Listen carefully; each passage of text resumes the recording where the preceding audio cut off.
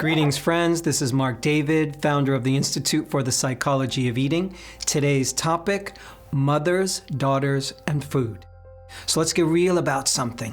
Women have a particularly interesting and unique relationship with food, simply by virtue of the fact that the female of the species is the biological nourisher. She feeds her infant via breast milk, places her in an unusual position. Furthermore, a woman's body, and in specific her womb, literally becomes the feeding ground for the growing and yet to be born child. The process of nourishment and the connection of women with food is deep, primal, emotional, biological, cosmic, genetic, and it's oftentimes a mystery. This is a beautiful thing. But for many women, this deep and primal relationship with food becomes problematic. It's enough to try to heal and manage one's own crazy relationship with food and body image and weight. And things become even more challenging when a woman with a difficult relationship with food has a daughter. These days, I meet a lot of women who have a very heartfelt and immediate concern about their daughters and food. They don't want their girl to have an eating disorder. They don't want her to chronically diet. They don't want her hating her body. They don't want their daughter weighing themselves 4 times a day. In short, they don't want their daughters to be like them. Of course, only a loving and aware mother would be gracious enough to even have such a loving thought. So that's the good news. But here's the conundrum. If a mother can't heal her own relationship with food and body and lives in a constant shame and judgment around what she ate and how she looks, then how can her daughter possibly turn out much different? This, by the way, is a really good question. So here's the deal. Children are great observers, but pretty poor interpreters. Did you catch that? Kids don't miss a thing. They see and observe everything. They just don't interpret what they see in a mature and worldly way. For example, a child could see mommy and daddy fighting. Accurate observation, mommy and daddy are fighting, but then they make the poor interpretation called, "This must be all my fault." Daughters model after their mothers. They want to. They have to. No matter how much you as a mother try to hide things, your daughter will sniff things out.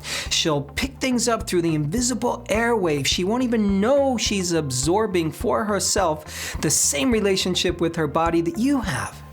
If you diet, she'll diet. If you constantly criticize yourself in little ways, she'll begin to do the same. If you think you're not good enough and can't be lovable because you don't have a perfect body, your daughter will be happy to do the same just like mommy. That's what children do. That's what a daughter does in relationship to her mother. She doesn't know how to relate with her own body, so she wisely watches you and models herself accordingly. And the rest is history. So mothers have a very good reason to be concerned about their daughters when it comes to food and body. Even if a mother does every single thing correct, by the way, and has a wonderful relationship with eating, our daughters are still exposed to culture, to media, to the world. They can still grow up with eating challenges and a disdain for their own physical form. So, if you're a mother, please let go of thinking that your daughter's experience of food and body is somehow your fault. So many factors come into play. And what your daughter learns from you at a young age will be with her forever. This isn't meant to scare you. It isn't meant to put you on notice. It isn't meant to make you wrong. It's simply meant to inspire you. This is meant to uplift you. So here's the good news. The greatest gift you can give your daughter is this. Do everything you can do to heal your own relationship with food and body. Have a more loving relationship with these. More care, more connection, more positive regard. Look at yourself in the mirror lovingly. Speak kind words about your body. Love the act of eating. Embrace nourishment. Receive pleasure from food. Luxuriate in your own body. Move, dance, celebrate. Show your daughter that you're turned on by food, by your own body, and by life. Just do your best here. You don't need to be perfect at all this. You just need to be actively getting better and better. Give your daughter the gift of working on yourself as best you can. Please do this really soon. Love is immediate. Nothing more needs to happen for you to love your body right now than to simply choose to love it right now. Mothers pass on a legacy to their daughters. What's your legacy? I hope this was helpful, my friends. To learn more, go to psychologyofeating.com. The Institute for the Psychology of Eating offers the most innovative and inspiring professional trainings, public programs, conferences, online events, and much more. Through our Eating Psychology Coach Certification Training, you can grow a new career and help your clients break through the most compelling eating challenges of our times.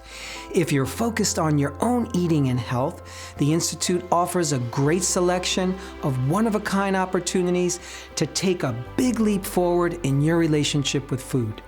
We are proud to be international leaders in online and live educational events that are designed to create the breakthroughs you want most. Our professional and public programs are powerful, results-oriented, and embrace all of who we are as eaters. I'm talking body, mind, heart, and soul. For questions, you can always email us at info@psychologyofeating.com. We'll be sure to get back to you real soon. This is Marc David, founder of the Institute for the Psychology of Eating. Thank you so much for your time and interest.